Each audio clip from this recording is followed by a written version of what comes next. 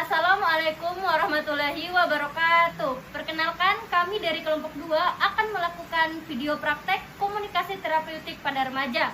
Untuk memenuhi mata kuliah komunikasi, perkenalkan nama anggota kami dimulai dari saya. Perkenalkan, saya atas nama Nur Afnita dengan NIM P00320021079. Saya Ketut Mary Andani dengan NIM P00320021071. Saya Alda Aulia dengan NIM P00320021052. Saya Rizky Amira Putri dengan NIM P00320021085. Saya Nurjana dengan NIM P00320021082. Saya Feni Septiani dengan NIM P00320021062.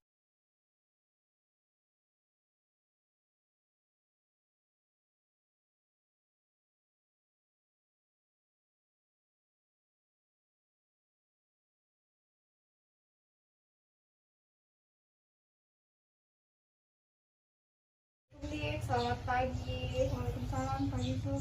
Perkenalkan, saya Suster Feni Septiani. Adik bisa panggil saya Suster Feni ya. Di sini saya dari D3 Keperawatan Poltekkes Kendari yang bertugas pada pagi hari ini. Kalau boleh tahu siapa nama adik? Meli. Meli ya? Wah, nama yang sangat bagus ya, Dik. Kalau boleh tahu bagaimana keadaan adik sekarang? Alhamdulillah baik, Sus.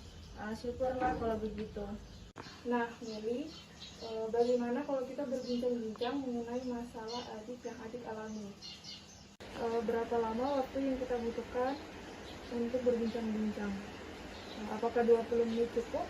Ya cukup, Sus. Ya, baiklah. Dimana kita akan berbincang-bincang? Sebaiknya di sini saja ya, Sus. Baiklah, Adik. Dan adik bisa menceritakan atau curhat kepada saya atas keluhan yang adik alami, dan saya berjanji akan merahasiakannya dan akan menjadi pendengar yang baik serta memberikan solusi untuk kesembuhan adik ya. Bagaimana? Apakah adik bersedia? Bersedia, Sus. Ya, kita sepakatilah pada masa ini.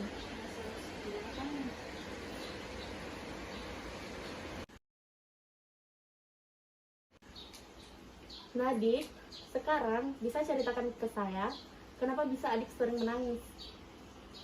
Begini, Sus.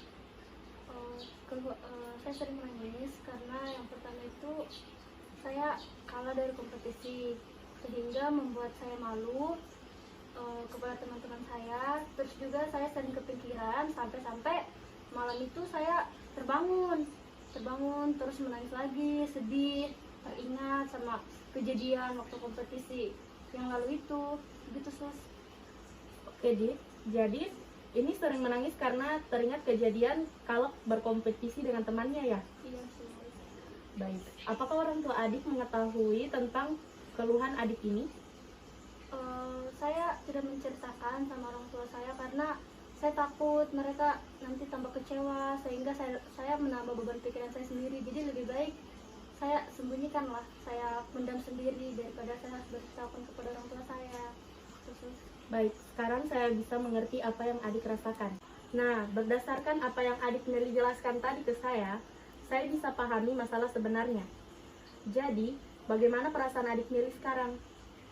Perasaan saya sekarang masih sedih, Sus. Masih teringat kejadian-kejadian yang saya kalah kompetisi itu. Jadi sampai sekarang saya masih teringatnya, Sus. Saya belum bisa belum bisa lupakan lah, Sus.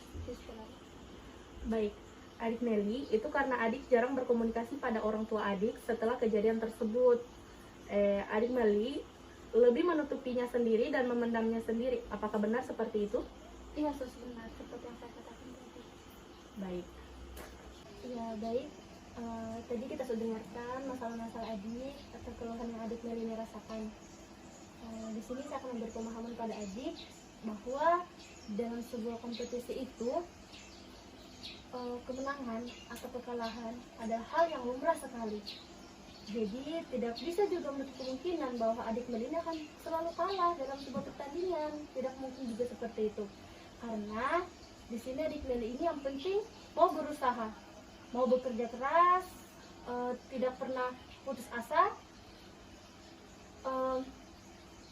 Sebaiknya apabila ada masalah yang mungkin adik tidak bisa selesaikan sendiri, mungkin adik bisa cerita sama orang tua adik juga, sehingga orang tua adik ini memberikan solusi atas masalah yang adik alami. Adik jangan beranggapan bahwa orang tua adik ini akan merasa kecewa. Tidak semua orang tua bersifat seperti itu, karena orang tua yang baik adalah orang tua yang memberikan semangat kembali untuk anaknya, bagaimana bisa supaya anaknya ini kembali bangkit untuk meraih apa yang diinginkannya. Misalnya dalam kompetisi yang adik Meli ini pernah ikuti. Juga adik ini jangan beranggapan bahwa teman-teman adik ini akan mengejek adik Meli, bahwa adik Meli ini pernah kalah dalam sebuah kompetisi. Itu jangan beranggapan seperti itu. Adik harus membeli pandangan bahwa adik ini bisa untuk maju ke depannya. Juga mungkin adik Meli ini bisa kok berdiskusi sama teman-teman adik Meli, teman-teman sebaya adik, untuk bertukar pikiran, untuk memecahkan sebuah masalah.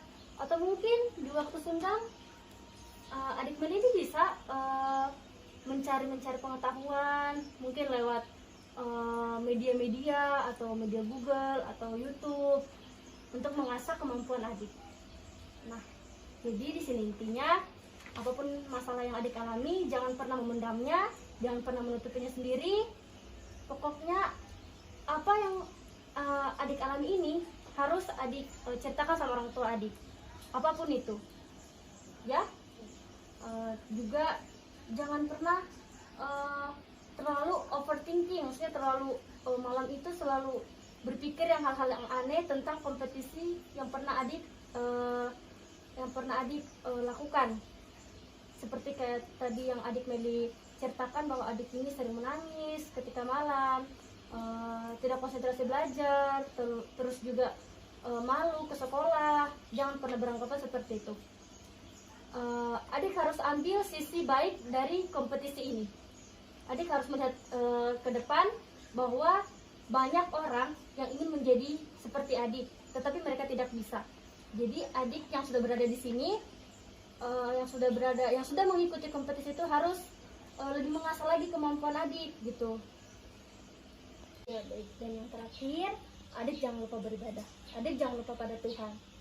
Adik harus ingat bahwa rencana Tuhan itu akan jauh lebih baik dari rencana ciptaannya. Ya, adik?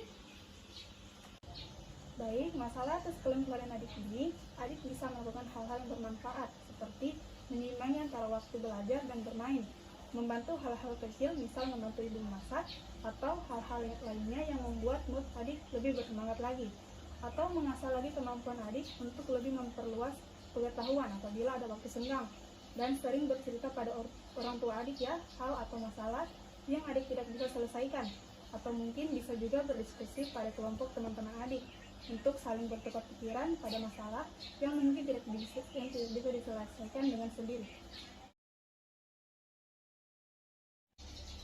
Nah, bagaimana perasaan adik setelah kita berbincang-bincang? Sudah agak membaik, Sus.